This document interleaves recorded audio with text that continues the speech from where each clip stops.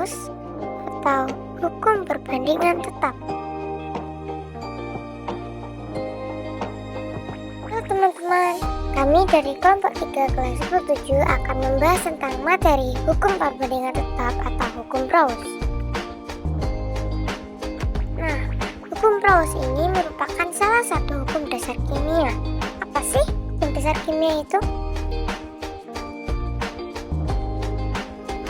Hukum dasar kimia adalah hukum yang digunakan untuk mendasari hitungan kimia dan hubungan kuantitatif dari reaktan dan produk dalam persamaan kimia. Hukum dasar kimia dibagi menjadi 5, antara lain: yang pertama, hukum kekekalan massa atau Lavoisier; 2, hukum perbandingan tetap atau Praus; yang ketiga, hukum perbandingan berganda atau Dalton; 4, yaitu hukum Gay-Lussac; yang kelima adalah hukum Avogadro. Kembali di awal, kelompok kami akan membahas tentang hukum Praus.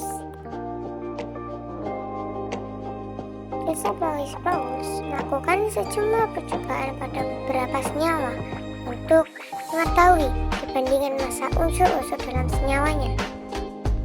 Joseph Louis Praus sendiri adalah seorang kimiawan dan aktor terkenal berkebahasaan Prancis dan terkenal karena penemuan tentang hukum perbandingan tetap pada tahun 1799. Ia lahir pada tanggal 26 September 1754 dan meninggal pada tanggal 5 Juli 1826 di Angers, Prancis. Nah, hasil percobaan dari percobaan Praus yang pertama yaitu pada percobaan senyawa NaCl. Perbandingan massa natrium dan klorin selalu tetap, yakni 39% natrium dan 61% klorin, di mana jika disederhanakan akan menjadi 2:3. Yang kedua yaitu percobaan terhadap H2O. Perbandingan massa hidrogen dan oksigen akan selalu tetap, yakni 11% dan 89%, dan jika disederhanakan akan menjadi 1:8. Yang ketiga yakni percobaan terhadap senyawa CO2. Perbandingan massa karbon dan oksigen akan selalu tetap, yakni karbon 27,3% dan oksigen 72,7%, dan jika disederhanakan akan membentuk perbandingan 3:8. Dari hasil percobaan tadi, Joseph Louis Praus menyimpulkan bahwa hukum perbandingan tetap adalah perbandingan massa unsur-unsur dalam satu senyawa adalah tertentu dan tetap. Contoh dari hukum perbandingan tetap atau hukum Praus. Perbandingan massa hidrogen dan oksigen dalam H2O adalah 1:8.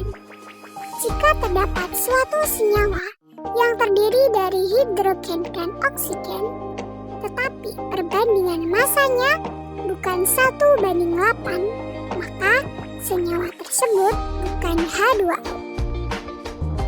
Tabel di bawah ini terdapat beberapa bagian, yakni massa hidrogen yang direaksikan, massa oksigen yang direaksikan, massa air yang terbentuk, dan massa pereaksi yang tersisa. Nah, karena perbandingan massa H2O adalah 1:8, jumlah massa hidrogen dan oksigen haruslah kelipatan dari perbandingan tersebut. Pada contoh pertama, massa hidrogen yang direaksikan adalah 1 gram dan massa oksigen yang harus direaksikan adalah 8 gram. Hal ini sesuai dengan perbandingan massanya. Nah, sekarang massa air yang terbentuk.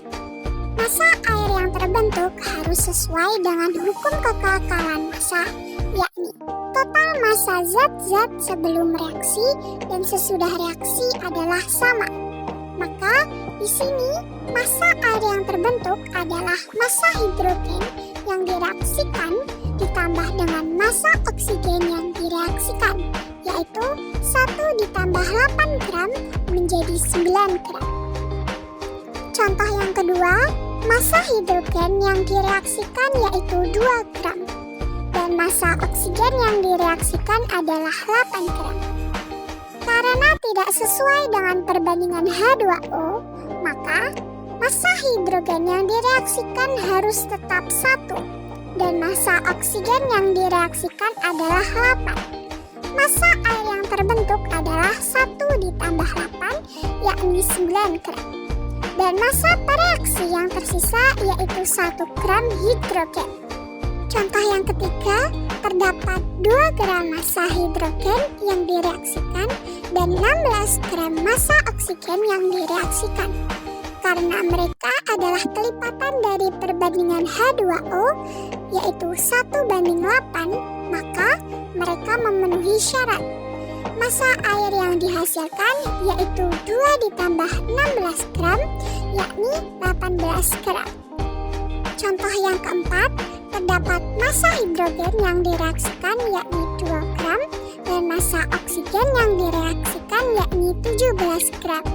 Karena tidak sesuai dengan kelipatan perbandingan H2O, maka yang dipakai harus 16 gram massa oksigen yang direaksikan, sehingga massa air yang terbentuk adalah 2 ditambah 16 gram yakni 18 gram dan massa reaksi yang tersisa yaitu 1 gram oksigen. Penyimpangan hukum Gauss. Hukum perbandingan tetap tidak selalu berlaku untuk semua senyawa. Senyawa yang tidak mematuhi hukum ini disebut senyawa non-stoikiometris. Perbandingan massa unsur-unsur pada senyawa non-stoikiometris berbeda-beda pada berbagai sampel. Misalnya, oksida besi wustite memiliki perbandingan antara 0,83 hingga 0,95 atom besi untuk setiap atom oksigen. Gauss tidak mengetahui hal ini karena peralatan yang ia gunakan tidak cukup akurat untuk membedakan angka ini. Selain itu, hukum Gauss juga tidak berlaku untuk senyawa-senyawa yang mengandung komposisi isotop yang berbeda. Hukum Gauss juga tidak berlaku pada polimer, baik polimer alami maupun polimer buatan. Contoh hukum Gauss di kehidupan sehari-hari. Contoh hukum Gauss di kehidupan sehari-hari yaitu pada perbandingan kimia dalam pembuatan obat, perbandingan takaran bahan-bahan yang digunakan untuk pembuatan kue, perbandingan untuk menentukan takaran semen dan air, pembentukan air baik air mancur, air hujan, dan air terjun. Dalam hal ini, unsur-unsur penyusunnya tetap hidrogen dan oksigen.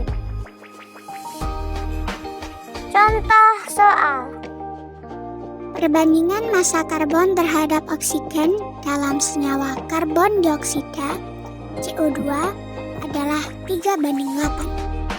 Berapakah massa karbon dioksida yang terbentuk dari sisa reaksinya jika direaksikan karbon dan oksigen dengan massa 6 gram karbon dan 16 gram oksigen?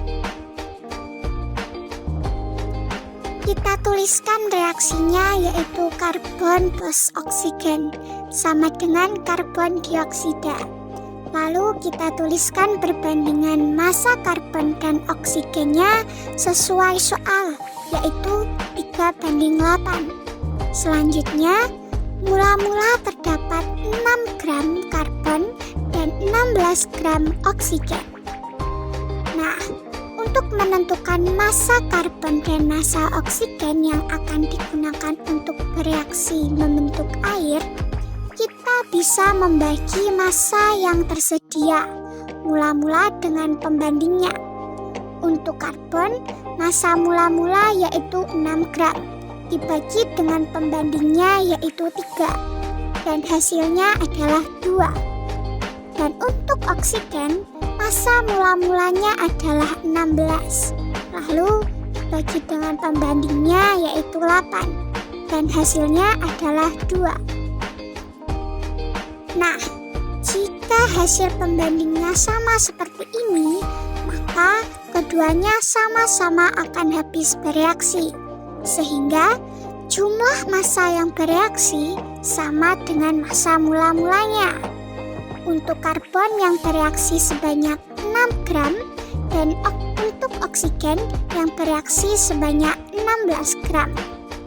Dan untuk menentukan massa CO2 yang terbentuk, kita harus mengingat kembali hukum kekekalan massa atau hukum Lavoisier, yaitu total massa zat-zat sesudah dan sebelum bereaksi selalu sama. Maka massa karbon dioksida yang terbentuk adalah massa karbon ditambah massa oksigen, yaitu 6 ditambah 16 sama dengan 22 gram. Kemudian kondisi akhir yaitu sisa.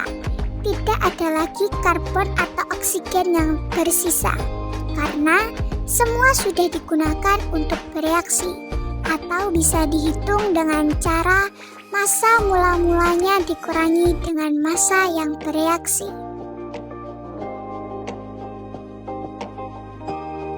Kalau tembaga dibakar sehingga terbentuk tembaga oksida, perhatikan reaksi berikut ini.